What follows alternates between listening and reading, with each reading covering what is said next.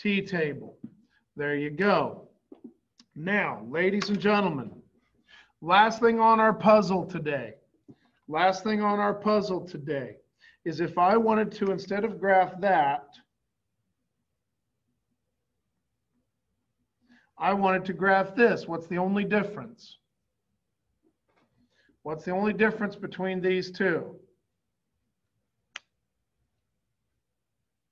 Inequality. Now, if I had a graph like this, y equals 3/2 x plus 1, I would graph up 1, and then up 1, 2, 3, 1, 2, and I would draw a line.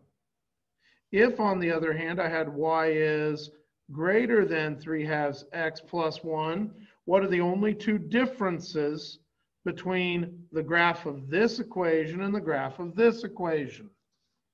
What's the difference?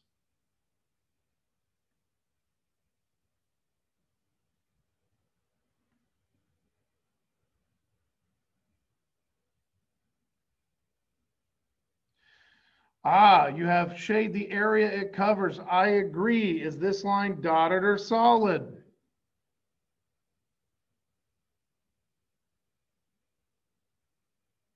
This line is dotted because there's no equal to underneath it.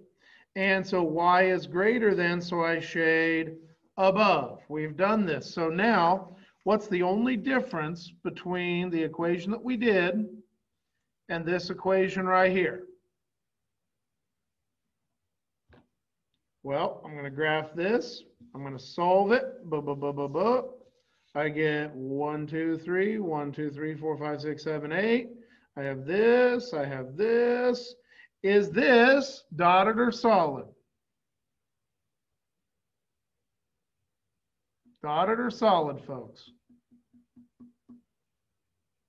Dotted. There it is. And where do I shade?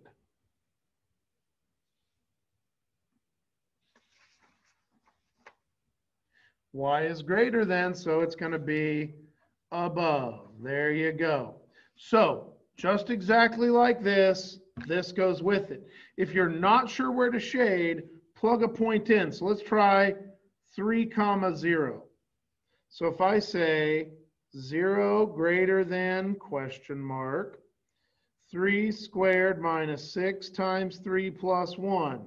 That's 9. That's negative 18 plus 1. That's negative 8. Is 0 greater than negative 8?